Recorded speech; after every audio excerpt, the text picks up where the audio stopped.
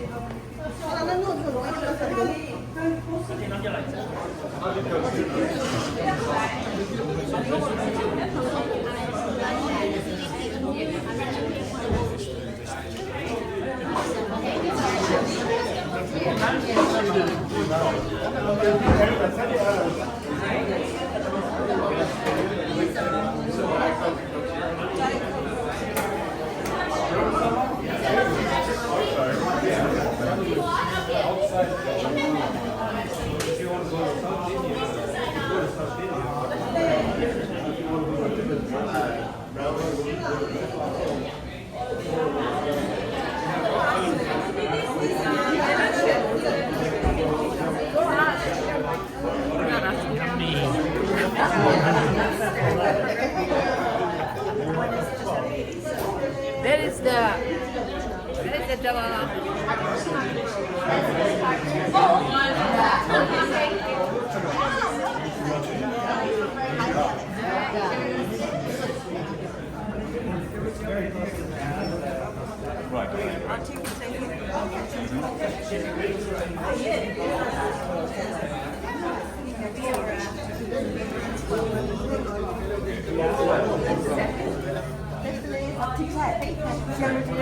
Just kidding.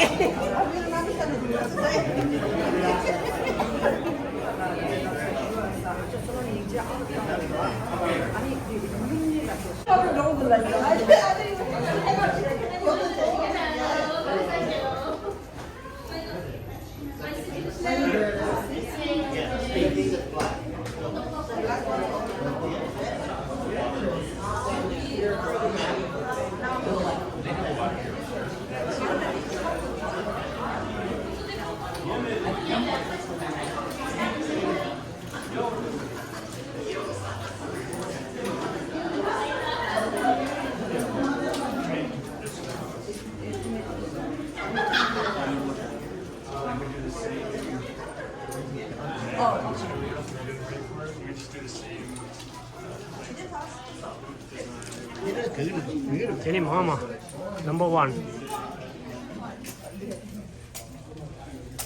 Yeah, I know.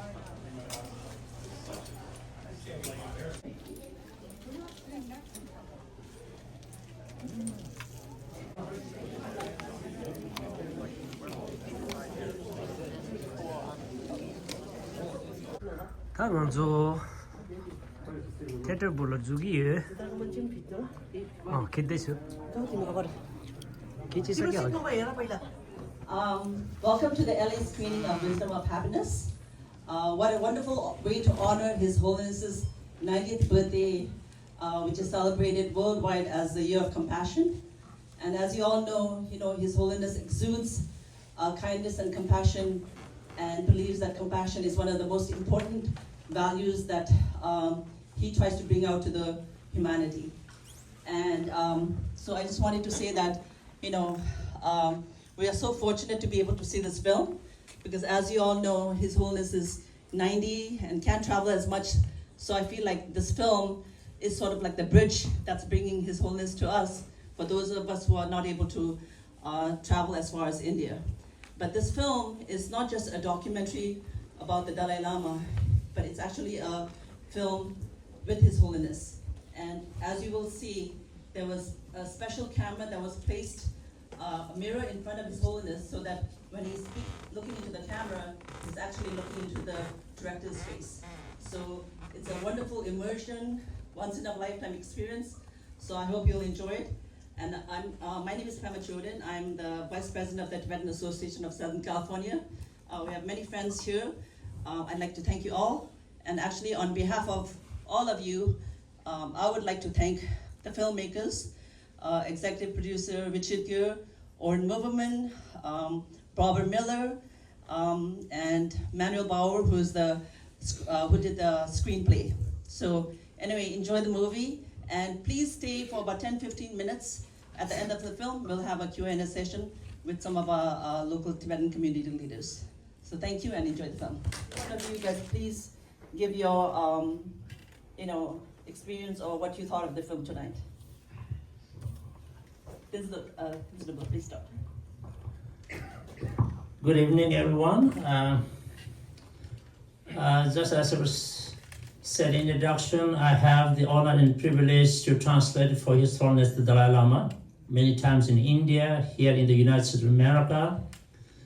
And so even though we, the translator, did our job best as we could to translate His Holiness, but I always felt that when His Holiness spoke in his English, even if it's very simple, it's very magical and it really goes straight into your heart.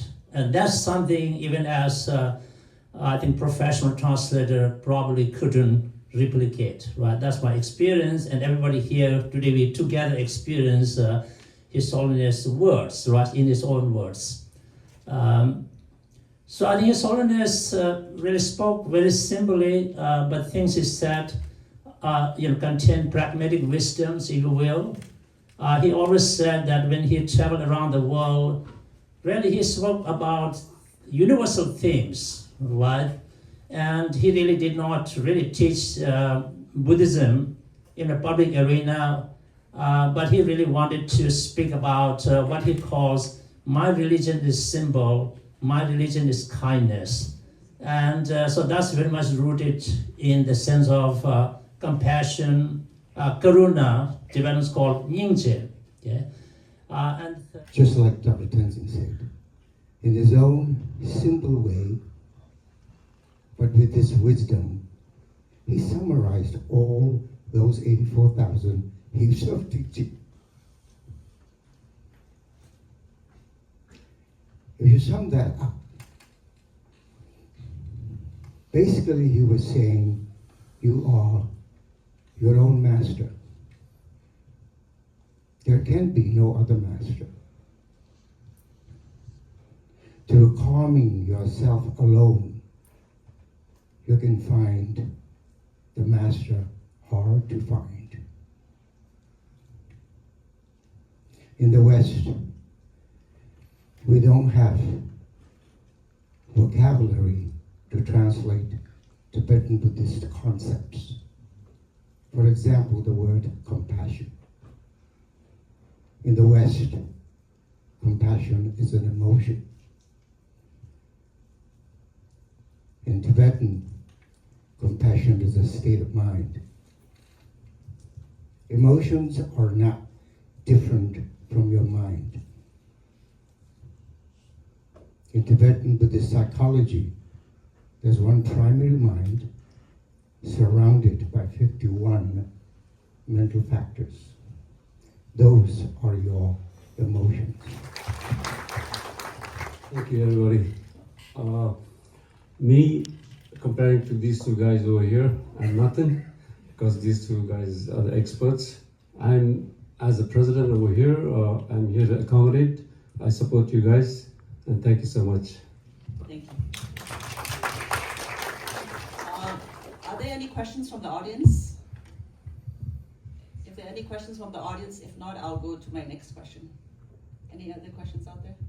Okay, so my next question is, how can everyday people, especially the younger generation, apply the Dalai Lama's message of mindfulness and compassion in today's world?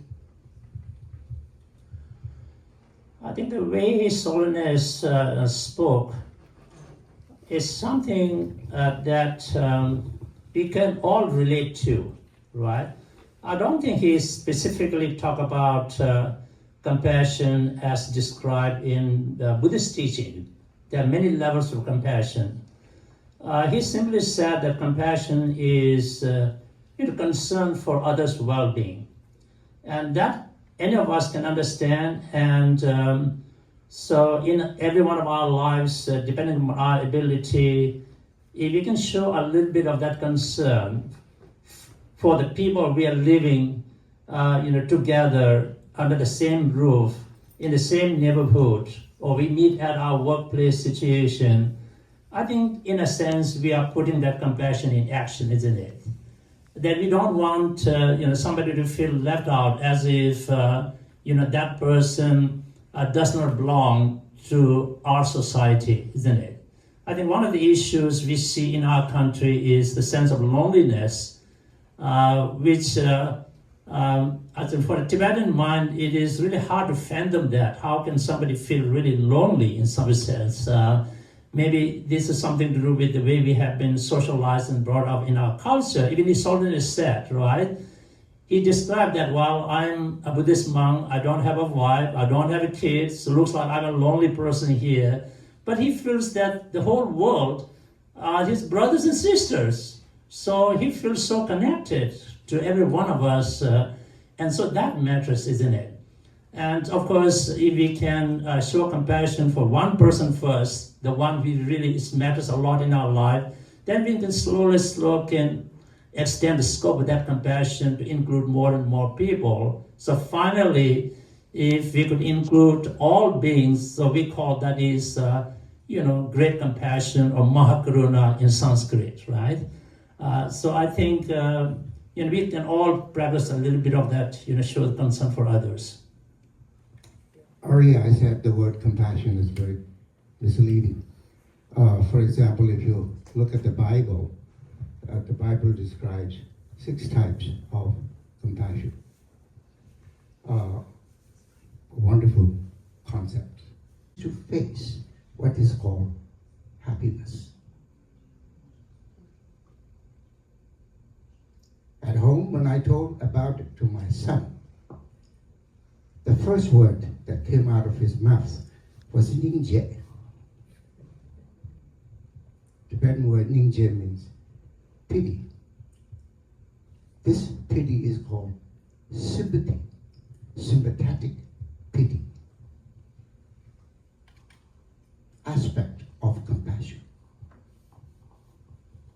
So this now brings us to the word compassion, what it is really.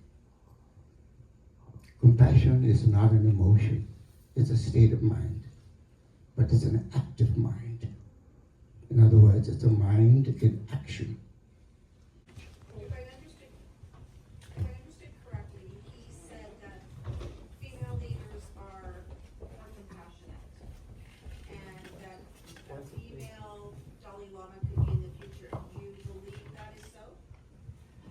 I'm going to answer that first. The question is, His Holiness said that, female leaders are more compassionate and kind.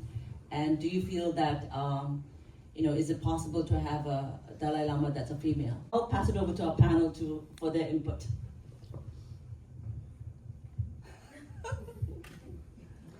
Thank you for your question. We Tibetans believe that His Holiness the Dalai Lama, this is the 14th, not the first, are the human manifestations of Buddha of compassion. Buddha is a Sanskrit word which means enlightened being. So the enlightened state has no gender. It can manifest not only females, sometimes even in the Buddhist course we said if need be, they can manifest in the form of bridges and inanimate objects if there are uses for those things. So theoretically speaking, and in terms of my belief system, not just a theory, I'm not speaking here as just a professor at the moment, as a practicing Buddhist, that it is possible for His Holiness, under the right circumstances, if he sees that coming in the form of female is going to be of utmost benefit, why not? There are no barriers. He is in charge. He can decide. Nobody can stop him from doing that. So all the 14 Dalai Lamas, the institutional Dalai Lama historically have been males, but that doesn't mean that enlightened being called the Dalai Lama, the Buddha of compassion, can manifest it in any gender. Yeah. And I believe that. It's not just, I'm talking here, but my belief. When he makes that statement, if necessary, in this movie he said, because of the situation of the 19th century, 20th century, and now in 21st century, he thinks from his wisdom. It may be more beneficial if the Dalai Lama, the next Dalai Lama, is a female. Thank you, Tisla. We have a question up there. Oh, can you take the mic? And I'm working on a film, and I'm wondering what your thoughts are on the difference between empathy and compassion. And part two is there a difference in those two words in the East and in the West?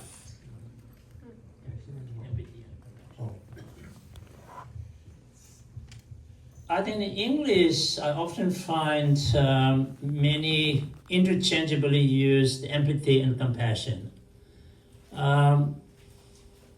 In Sanskrit, there is a clear term for compassion, which is karuna, and the Tibetan word is nyingje. Now in English, we say compassion. But empathy, for me, is something closely related to compassion, but it is not the same as compassion. These days, there are a lot of research studies on emotional intelligence, right? You can define it in many ways, but an essential component of emotional intelligence, EQ, is empathy. That means, are you able to sense the difficulty of another person? Are you able to feel something, right? You are not robotic, you are feeling person, isn't it? And then more than that, are you able to now sort of put your feet in their shoes and try to really feel it, right? That's more like that. But I think those two are very intimately related, but I wouldn't say they are one the same thing. But I'll defer to my respected colleague here. What do you think? I think a lot of things. Now here, I'll try to put it in a nutshell. In Buddhist world, our ultimate goal is to become a Buddha, to be enlightened. So how can you do that? There has to be a cause to achieve enlightenment. And the cause is the mind, the mind of enlightenment or altruism. If that is the case, there has to be a cause to gain that again. In other words, the mind of enlightenment. And the cause of which is compassion. And the compassion I already defined earlier.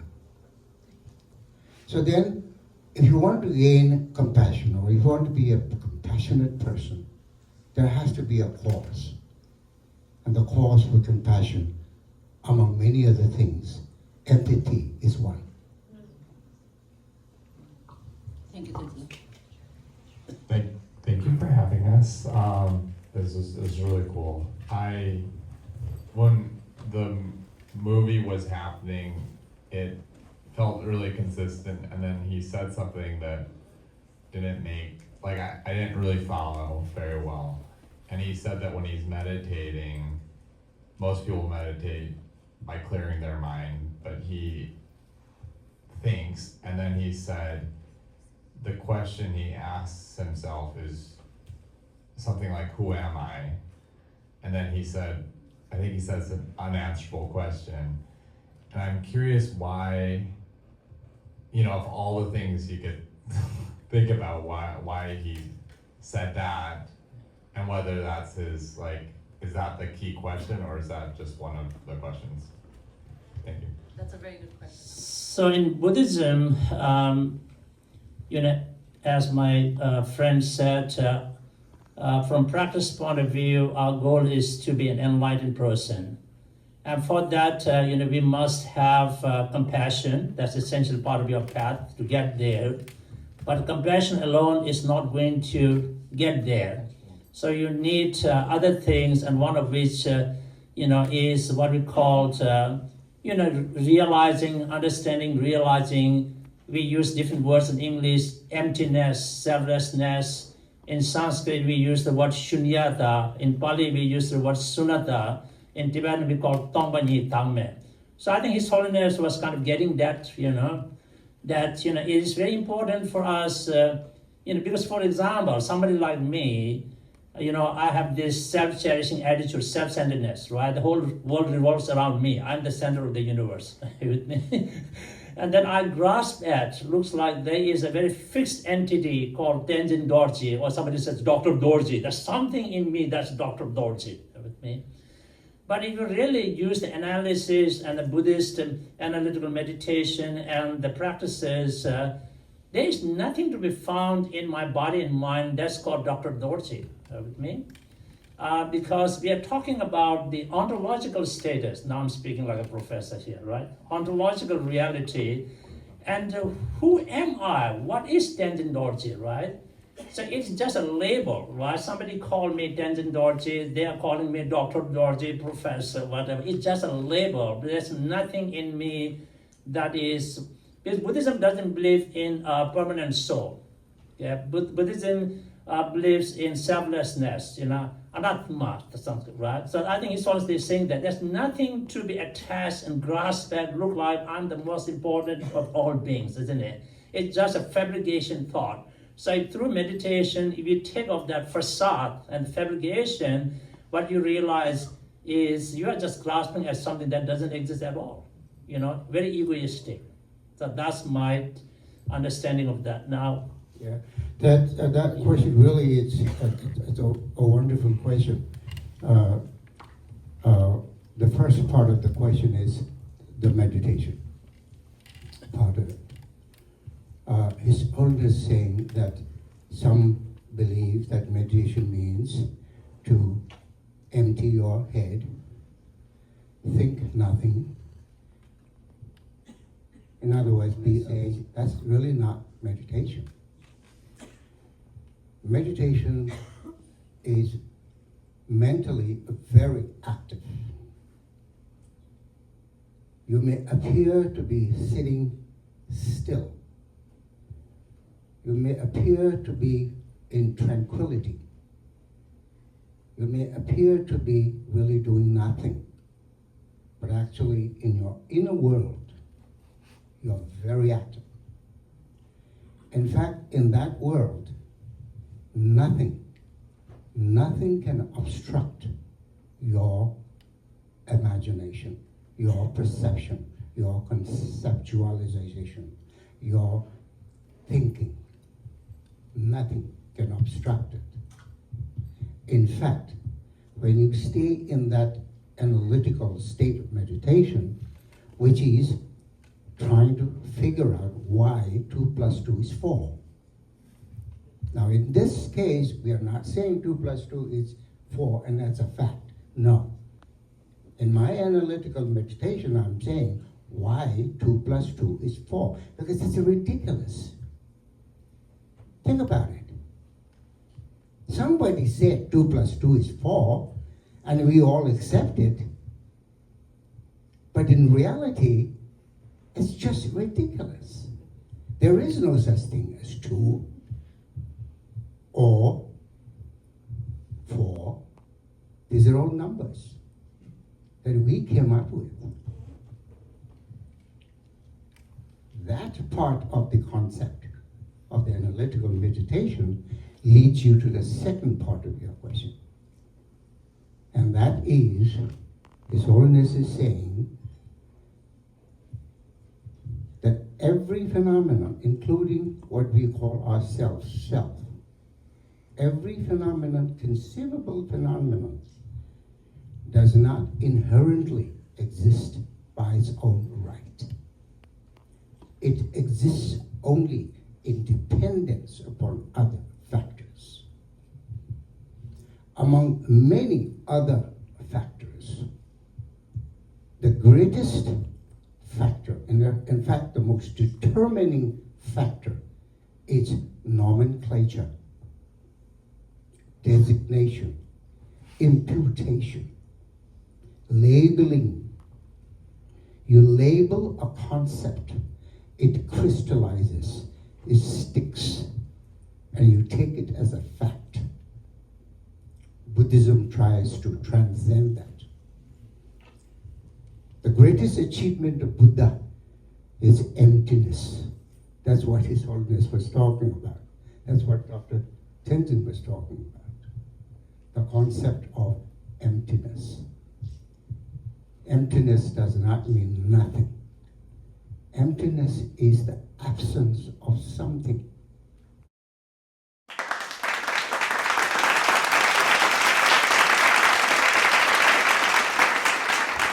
Traditional Tibetan kathas. Namgyala is going to offer to Tenzin Dorjla and Tenzin Lobla. We want to thank you for your wisdom and expertise this evening.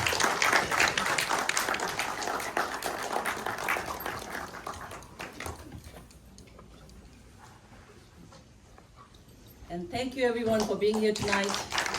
Let's take wisdom of happiness into the world out there and bring more peace and joy to everyone's lives. Thank you for your attention. Thank you. Thank you. Good night and drive safe, please.